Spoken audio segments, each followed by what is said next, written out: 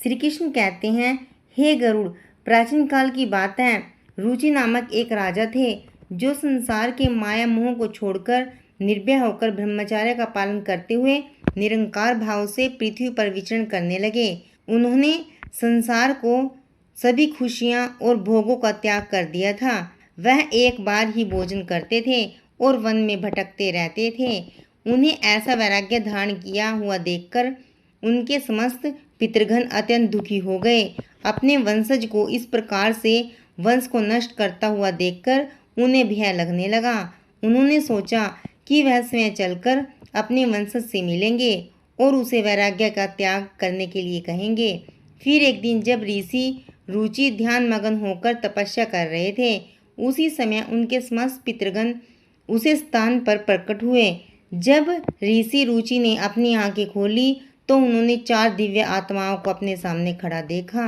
उन्हें देखकर वे आश्चर्यचकित हो गए और उन्हें प्रणाम करते हुए कहने लगे, ए महान आत्माओं, आप कौन हैं और किस कारण से आप मुझे दर्शन देने के लिए पधारे हैं?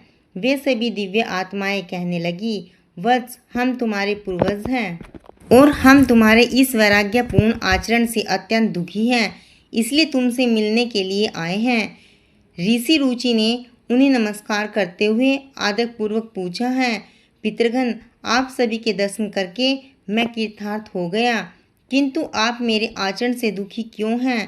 कृपया मुझे विस्तार से बताइए। मुझसे ऐसी कौन सी भूल हो गई है जो मेरे पूर्वज मुझे असंतुष्ट और दुखी हैं?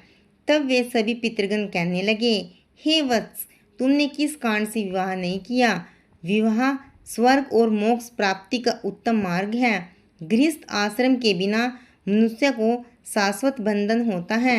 गृहस्थ में रहकर मनुष्य देवताओं, पितरों, ऋषियों और राजकों की पूजा करके उत्तम लोकों को प्राप्त करता है। वह देवताओं को स्वाहा और पितरों को श्राद्ध शब्द के आचरण से तथा द्वार पर आए अतिथियों और याचकों को दान देकर संतुष्ट करता है। विवाह न करके, संतान को उत्पन्न न करके तुम देवरान तथा पितृजनों के ऋण से मुक्ति नहीं पा सकोगे। संसार में रहने वाले मनुष्य, ऋषि तथा अन्य प्राणियों के लिए भी तुम प्रतिदिन ऋणी हो रहे हो। संतान की उत्पत्ति के बिना तुम स्वर्ग को कैसे प्राप्त होकर सकोगे? देव पूजा, पितृतर्पण तथा संन्यास ग्रहण किए बगैर तुम्हें स्वर्ग की प्राप्ति नहीं होगी। सभी पितृ कहते हैं, हे पुत्र, यदि तुमने विवाह नहीं किया तो यह अन्याय केवल तुम्हें कष्ट ही देगा। ऐसा करने से तुम्हें नरक की प्राप्ति होगी और अगले जन्म में भी कष्ट भोगोगे। फिर ऋषि रुचि ने अपने पितरों से कहा, हे पितरों, जीवन में विवाह करना अत्यंत दुखदायक है। इससे पाप का संग्रहण होता है और अंतकाल में यह अधोगति प्राप्त करता है। इसी विचार से मैंने स्त्री के साथ विवाह नहीं किया। स्त्री संग परिग्रहण करने से मुक्ति नहीं मिलती। जो व्यक्ति अविवाहित रहकर प्रतिदिन विद्या ग्रहण करता है और ज्ञान के अमृत से अपनी आत्मा को निर्मल करता है, वह मेरे लिए श्रेष्ठ है। विद्वानों ने अनेक प्रकार के सांसारिक कर्मों का वर्णन किया है, इसलिए मनुष्य को अपने इंद्रियों पर संयम रखना चाहिए। तत्व ज्ञान के जल से आत्मा को शुद्ध करना चाहिए। इंद्रियों को वश में रखकर ज्ञान के द्वारा आत्मा को निर्मल करना चाहिए। तुम्हारा यह कथन उचित है, किंतु यह कल्याण का मार्ग नहीं है जिस पर तुम चल रहे हो। यज्ञ, तप और दान के द्वारा अपने अमल को दूर करते हुए फल प्राप्ति की कामना से रहित जो शुभ और अशुभ कर्म है वह बंधन के कारण नहीं होते। जो पूर्व का कर्म है वह भोग से नष्ट होता है। पूर्व जन्म का जो पुण्य कर्म है वह सुख दुख को भोगने से निरंतर नष्ट होता रहता है। फिर ऋषि रुचि ने कहा, पितामह, वेदों में कर्म मार्ग के प्रतिपादक द्वारा विद्या और माया की पुष्टि की गई है, इसलिए आप मुझे विवाह करने के लिए क्यों प्रेरित कर रहे हैं? विवाह करके मेरा अनिष्ट ही हो जाएगा। पितरों ने कहा, वत्स, कर्म द्वारा जो कुछ भी किया जाता है वह विद्या है। यह सत्य है, किंतु विद्या प्राप्त करना भी एक प्रकार का कर्म है। शास्त्रों में जो बेहद कम है, सज्जन पुरुष उसका उल्लंघन नहीं करते, उन्हें उसी से मोक्ष की प्राप्ति होती है। शास्त्रों में पुरुष को विवाह करने की आज्ञा दी गई है। विवाह न करने पर पुरुष को मुक्ति नहीं मिलती। संतान के बिना उसे मोक्ष नहीं मिलता। संतान के द्वारा किए गए श्राद्ध कर्म से ही उसे मोक्ष मिलता है। इसलिए ही पुत्र तुम विधि पूर्वक विवाह करो। विवाह न करने से तुम्हारे सभी कर्म भी नष्ट हो जाएंगे। तुम विफलताओं को ही प्राप्त करोगे। यदि हमारा वंश नष्ट हो जाएगा तो हमारी आत्माएं अतृप्त ही रहेंगी। श्री कृष्ण कहते हैं, हे गरुड़, इस प्रकार से अपने पितरों के वचन सुनकर ऋषि रुचि को बड़ी ग्लानि हुई। उन्होंने विवाह करने का निश्चय किया। फिर ऋषि रुचि ने अपने पितरों से कहा, हे पितृगण, अब तो मैं बूढ़ा हो गया हूँ, कौन मुझे अपनी कन्या प्रदान करेगा? वैसे भी मुझ जैसे वृद्ध व्यक्ति के लिए विवाह करना अत्यंत कष्ट साध्य है। फिर पितरों ने कहा, वत्स, यदि तुम हमारे वचनों का पालन नहीं करोगे तो निश्चित ही हम सभी पितरों का पतन हो जाएगा और तुम्हारी अधोगति हो जाएगी। इतना कहकर सभी पितृगण अदृश्य हो गए। श्री कृष्ण कहते हैं, हे गरुड़, पितरों के द्वारा ऐसे वाक्य सुनकर ऋषि रुचि मन ही मन अत्यधिक व्याकुल हो उठे।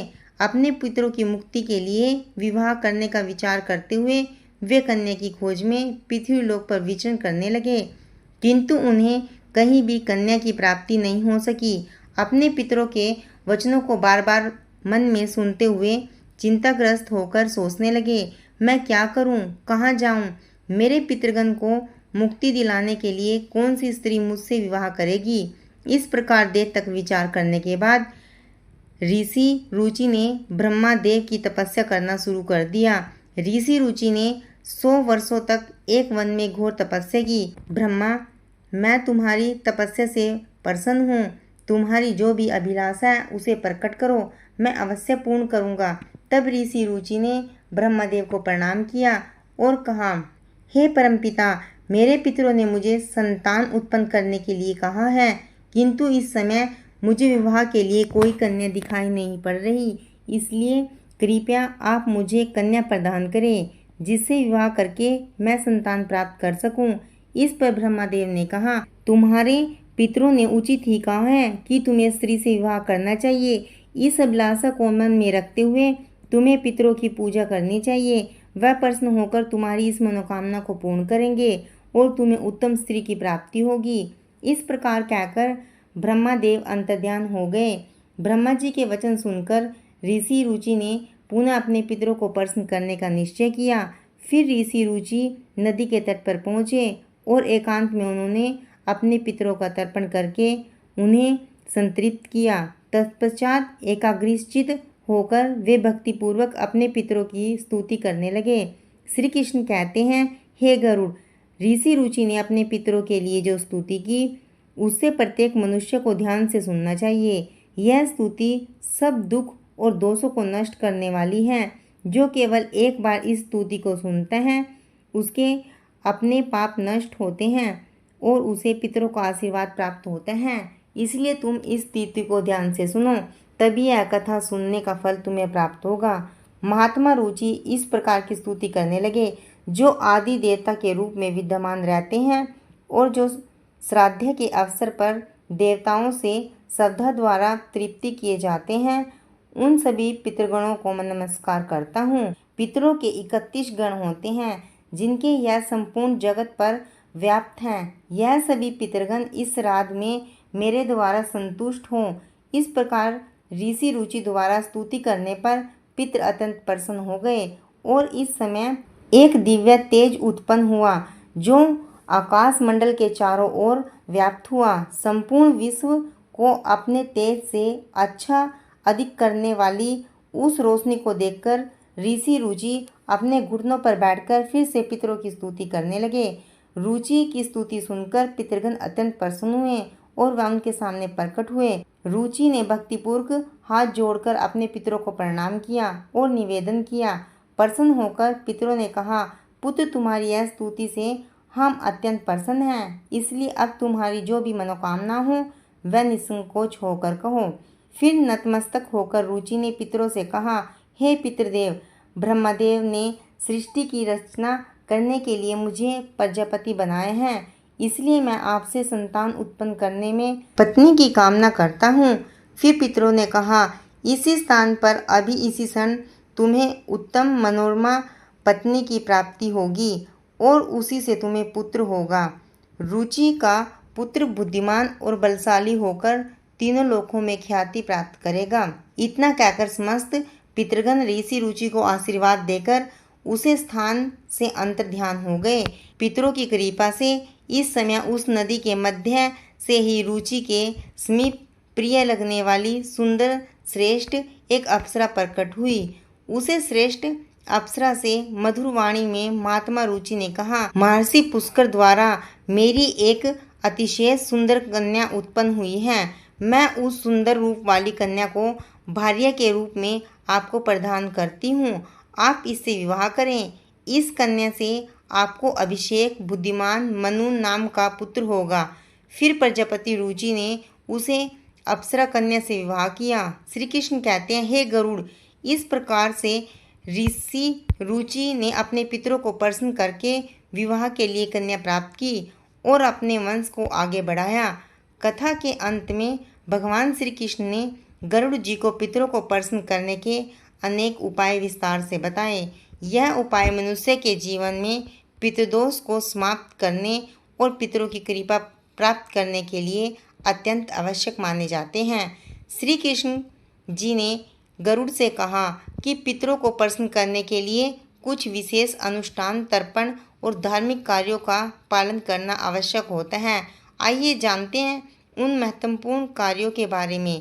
पितरों को प्रसन्न करने का सबसे पहले और मुख्य उपाय तर्पण है। तर्पण का अर्थ है जल अर्पण करना। पितृपक्ष के दौरान पवित्र जल को हाथ में लेकर पितरों का आह्वान करते हुए उन्हें जल अर्पण करना चाहिए। तर्पण में काले तिल, जल, दूध और कुश का उपयोग किया जाता है। यह कार्य पवित्र मन और श्रद्धा से करना चाहिए, जिससे पितृगण तृप्त होकर प्रसन्न होते हैं। तर्पण करते समय ओम पितराय नमः श्रद्धा मंत्र का उच्चारण करना चाहिए, जिसे पितृ संतुष्ट होते हैं और आशीर्वाद प्रदान करते हैं। श्री कृष्ण कहते हैं, श्राद्ध कर्म पितरों की तृप्ति के लिए एक महत्वपूर्ण अनुष्ठान है। इससे पितरों के निमित्त भोजन, फल और वस्त्र अर्पण किए जाते हैं।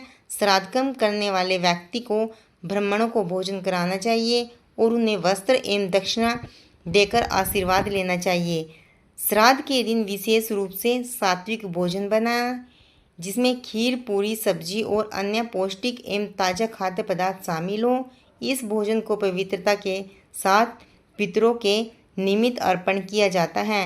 तीसरा उपाय श्री कृष्ण ने बताया, गाय, ब्राह्मण और अन्य जीवों को भोजन कराने से पितृ प्रसन्न होते हैं। जैसे गाय, कुत्ते, कौवे और ब्राह्मणों को भोजन कराना अत्यंत शुभ माना जाता है। इन्हें भोजन अर्पण करने से पितृ तृप्त होते हैं और प्रसन्न होकर आशीर्वाद देते हैं। विशेष रूप से श्राद्ध के दिन गाय को हरी घास और रोटी खिलाना और कौवे को चावल व खीर खिलाना शुभ माना जाता है। इन कार्यों को करने से पितरों की कृपा प्राप्त होती है और पितृदोष से मुक्ति मिलती है। श्री कृष्ण कहते हैं, पीपल और तुलसी के वृक्ष की पूजा करना पितरों को प्रसन्न करने का महत्वपूर्ण उपाय है।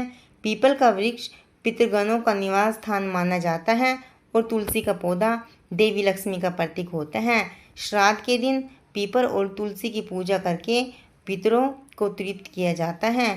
पीपल के वृक्ष के नीचे दीप जलाने से पितृगण प्रसन्न होते हैं और परिवार को सुख समृद्धि का आशीर्वाद देते हैं।